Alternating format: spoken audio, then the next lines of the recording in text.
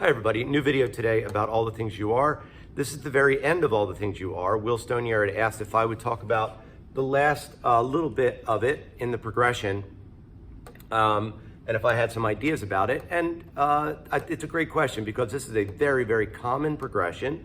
So where does it come in the tune? Well, here it is. Here's the last section.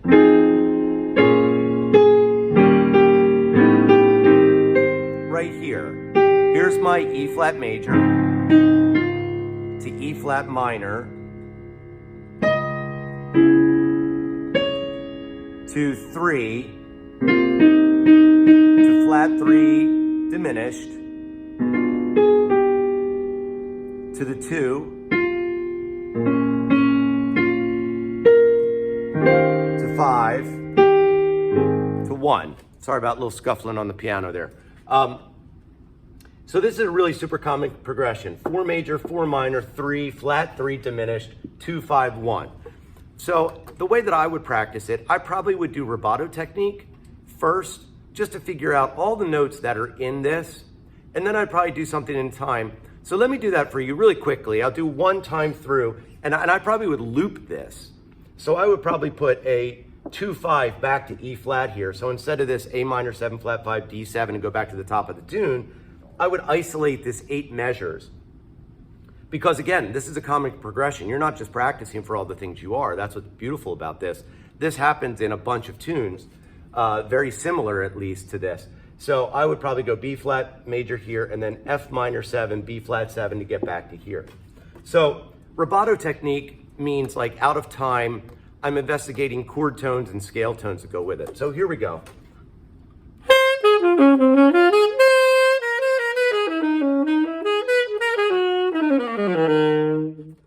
Here.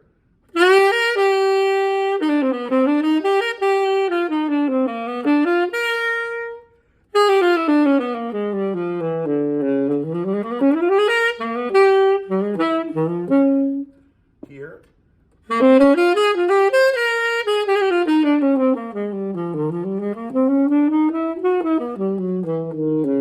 Here.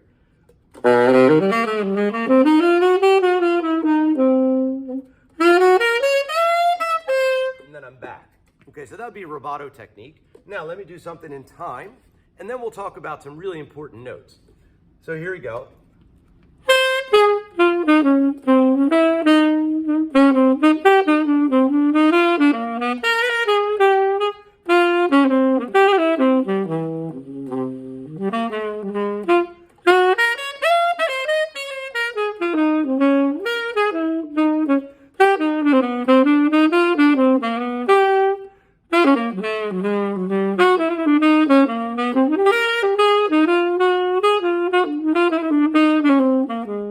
Okay, so then I did it twice and did the turnaround.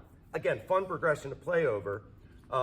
So what is, in its essence, the most important thing in this progression? Well, it's really this descending line, chromatic line that happens within the middle of each chord.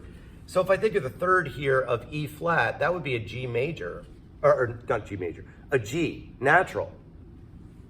And then this moves, whenever I have major chord to minor chord, the major third to the flat third is going to be the most important movement. So here's my most important movement.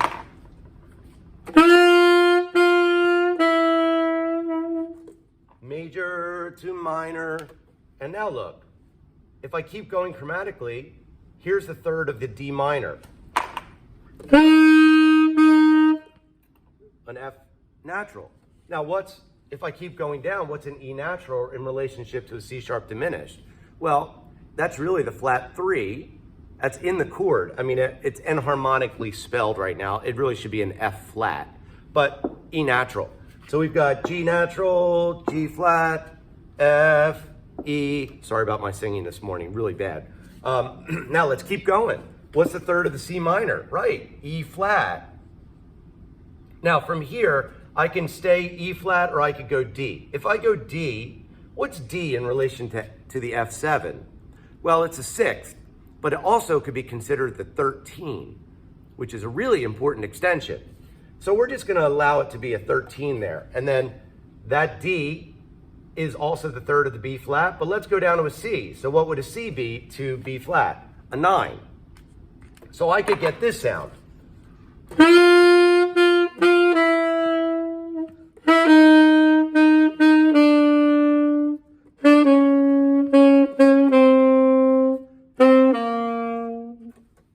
As far as the chords go,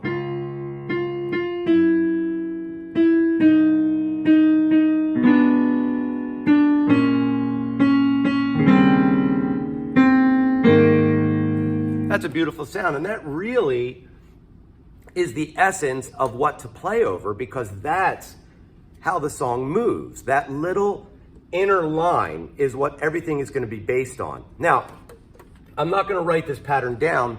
Maybe you could transcribe it. I'll do it really slow though, but it's the same pattern. This will be one that I would practice to get this, and I have practiced this, to get this in my ear. Actually, I'm not sure if I practice it in this key, but here you go. I'm actually going to start. I'll give you a little hint. I'm going to start on the 7, and I'm going to arpeggiate these chords going up. So here you go.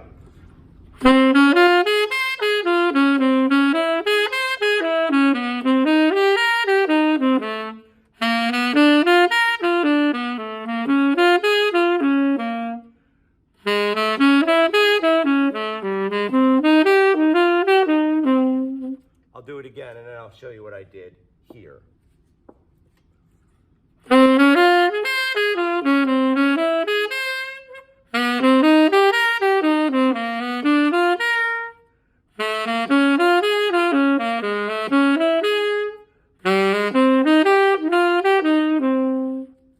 So again, I'm arpeggiating the chord up to the 7, but starting on the 7.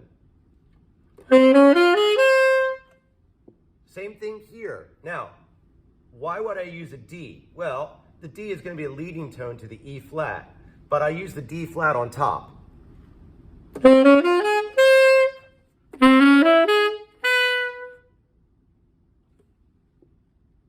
Here, same thing. I start half step below the root. Start a half step below the root. And I end up on a C major on top. Now I have this.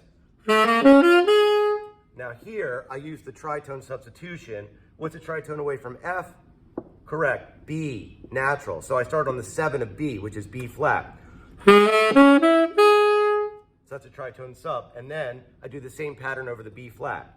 Start on the 7, which is A. So in time again, that would be this one.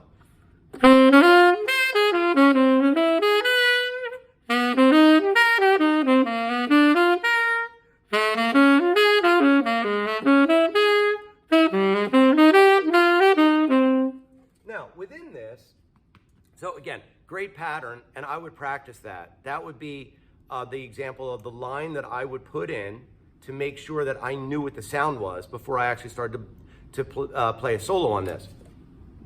Within these, though, there are certain triads that appear. So on this one, I could go a G minor triad. This one I can go G flat major. Here's my F major triad. And these triads are just built off of the extensions. Here's a C major triad. Here would be an E flat major triad.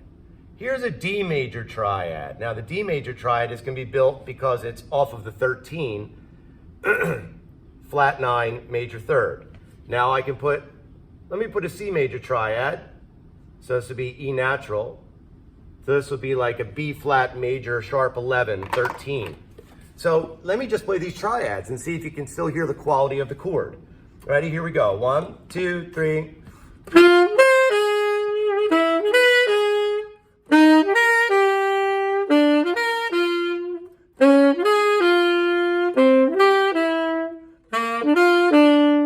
Now these two, it's going to be a little more difficult to hear, but let me put it in real time, and we'll see what this sounds like. I'll play some other stuff along with it. So check this out.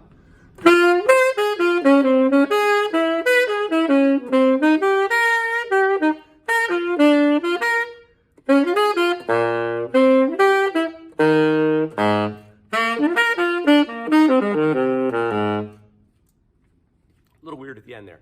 But all of these ideas, really super important. Now, the only other connecting idea that I would do, besides these triads, besides that one chromatic line in the middle, besides the line that I gave you, would be to know which diminished scale to use. So whenever you've got a fully diminished, you would use the whole half. So, meaning, I would start on C sharp. I'd go up a whole step. D sharp, then up a half step, E. Then up a whole step, F sharp. Half step, G. Whole step, A. Half step, B flat. Whole step, C. That's why I can use that C natural in there. So that scale would sound like this.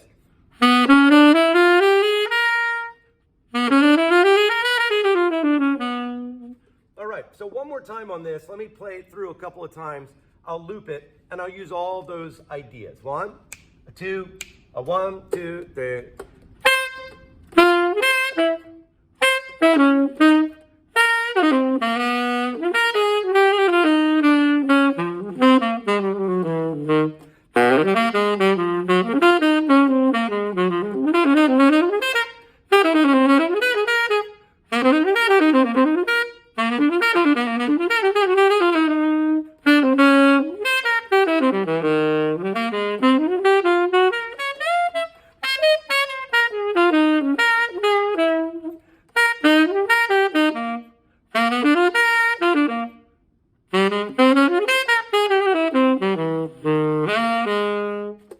So there are all some ideas for the end of all the things you are.